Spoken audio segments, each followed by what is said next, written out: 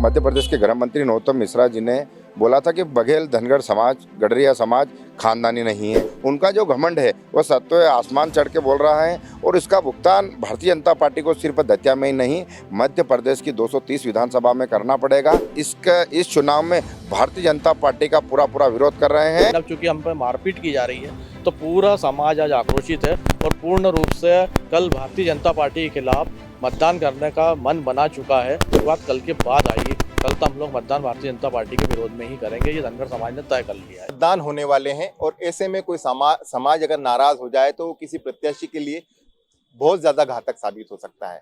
जी हाँ, विधानसभा 4 में और राऊ में बड़ी संख्या में रहने वाला धनगर समाज इस वक्त नाराज है बीजेपी के बयानों से, बीजेपी के कार्यकर्ताओं से, बीजेपी के नेताओं से। इसके चलते उन्होंने प्रेस कॉन्फ्रेंस भी किए और अपनी पीड़ा व्यक्त की है। इसी विषय पर हमारे साथ चर्चा करने के लिए मौजूद है धनगर समाज के सुभाष चौधरी और जतिन थोराट जी। हम उनसे जानेंगे कि आखिर क्या वजह रही ऐसी कि जिसके चलते उन्होंने इन वक्त पर प्रेस कॉन्फ्रेंस ली और अपनी पीड़ा व्यक्त की। सुभाष जी, स्वागत है आपका मधुभाषी में। ऐसा क्या हो गया अचानक से जिसके चलते आपने प्रेस कॉन्फ्रेंस ली और आप ये बताना चाहते हैं कि आपके साथ हुआ क्या? असल में हुआ क्या है जिसके चलते धनगर समाज एकदम से रूठ गया है और खासतौर पर बीजेपी के खिलाफ हो गया है? देखो, मीडिया के माध्यम से मैं बताना चाहता हूँ कि एकदम से खुश नहीं, ये विगत 20 से 22 दिन पहले का मैटर है कि मध्य प्रदेश के गृह मंत्री नरोत्तम मिश्रा जी ने बोला था कि बघेल धनगर समाज, गडरिया समाज खानदानी नहीं है। पर हमने मीडिया के माध्यम से काफ़ी विरोध करा, उनको आवेदन भी दिया गया, उनके पुतले भी जलाए गए और उनसे बताया गया कि आप धनगर, गडरिया, बघेल समाज से माफ़ी मांग ले। जो दतिया में उनकी विधानसभा है नरोत्तम जी की, उस विधानसभा में हमारे 25 से 30 हज़ार बघेल समाज के वोट है। जो परसों भी हमारी मीटिंग हुई है वहाँ पे, और हम उनको बताया गया कि आप माफ़ी मांग लो, पर उन्होंने कहीं भी माफ़ी नहीं मांगी क्योंकि उनका जो घमंड है वो सत्य आसमान चढ़ के बोल रहा है और इसका भुगतान भारतीय जनता पार्टी को सिर्फ दतिया में ही नहीं, मध्य प्रदेश की 230 विधानसभा में करना पड़ेगा।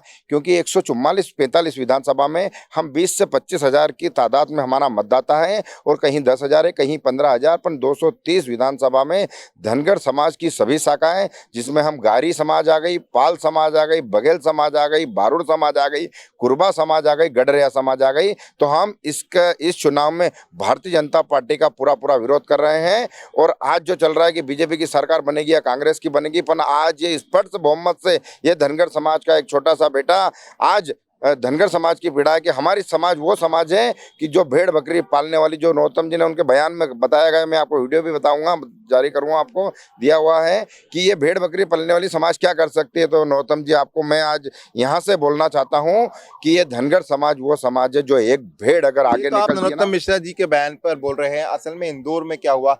लेकिन ये कहा जाता है कि धनगर समाज महाराष्ट्रीयन समाज से जुड़ा हुआ है और महाराष्ट्रीयन समाज एक तरफा बीजेपी का समर्थन करता है।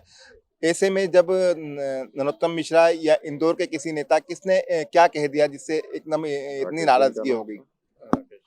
नाराजगी हमारे जीतू भाई 4 नंबर विधानसभा के हमारे धनगर भाई हैं, जो हम महाराष्ट्रियन धनगर कहलाते हैं। जो महाराष्ट्र से आए हुए, कोई आया हुआ राजस्थानी थी, मराठा धनगर, तो हम महाराष्ट्र से जो हम धनगर हैं यहाँ भी, कहीं हम गारी पाल वगैरह आपको अभी अवगत कराया हमने मीडिया के माध्यम से।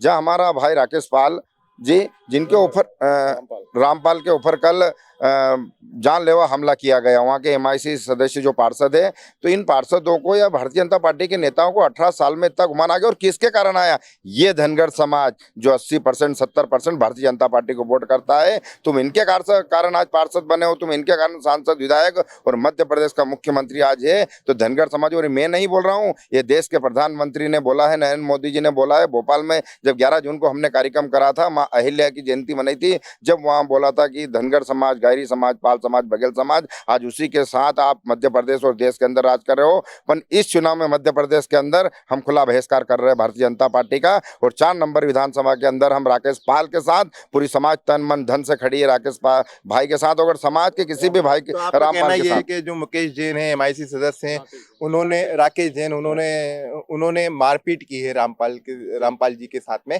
तो इससे क्या फर्क पड़ा? क्या हो गया? रामपाल जी क्या पहले बीजेपी में थे या कांग्रेस में आ गए या कांग्रेस का प्रचार कर रहे थे, इसके चलते ये सब घटनाक्रम हुआ? असल में कल रात को रामपाल जो हमारे भाई हैं, वो द्वारकापुरी क्षेत्र के निवासी, वार्ड 85 में है। वो पहले बीजेपी में थे, अभी कुछ समय पहले ही वो कांग्रेस में आए और अभी पिछले 4-5 दिन से सतत वो कांग्रेस की सभाएं करा रहे थे और हमारे प्रत्याशी राजा मनवानी जी को लोगों से मिलवा रहे थे। तो वही एक उनके मन में पीड़ा थी राकेश जैन जी के साथ में। कल रात को उनने अचानक रोका।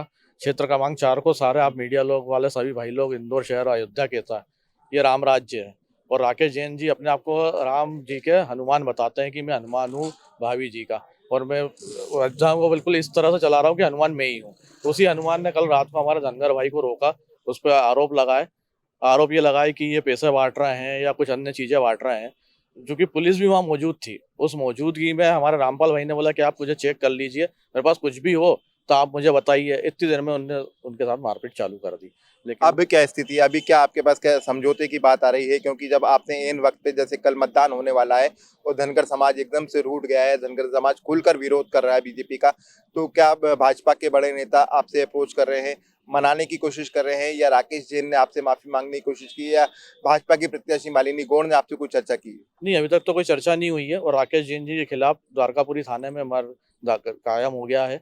और सारे धनगर समाज के लोगों की लगातार सुबह से बैठकें चल रही हैं।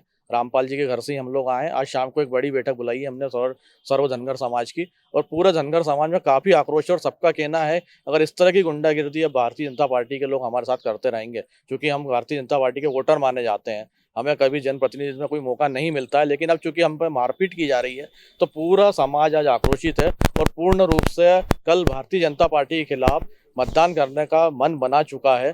और अगर अब समझौते की भी बात आती है, तब समझौते की बात कल के बाद आएगी। कल तो हम लोग मतदान भारतीय जनता पार्टी के विरोध में ही करेंगे, ये धनगर समाज ने तय कर लिया है। बहुत शुक्रिया, हमसे बात कर रहे थे जतिन जी और सुभाष जी, जिन्होंने बताया कि धनगर समाज पूरी तरह से विरोध में आ गया है बीजेपी के, क्योंकि गृह मंत्री नरोत्तम मिश्रा के जो बयान थे उससे भी आहत है। साथ ही एक दिन पहले जो घटना घटी, एमआईसी सदस्य राकेश जैन ने रामपाल के साथ जो मारपीट की, उससे भी बहुत आक्रोश है। अब देखना होगा कि जिसे अयोध्या कहा जाता है, जहां कांग्रेस को सेंध लगाना इतना आसान काम नहीं है, और वहां से हमेशा से बीजेपी जीतती आती है, और वहां के कैंडिडेट को निश्चिंत भरोसा रहता है कि उसकी जीत सुनिश्चित है। धनगर समाज के विरोध करने के बाद परिणाम कैसे आते हैं, ये वक्त बताएगा। कैमरा पर्सन विशाल के साथ अरशद खान, मृदुभाषी, इंदौर।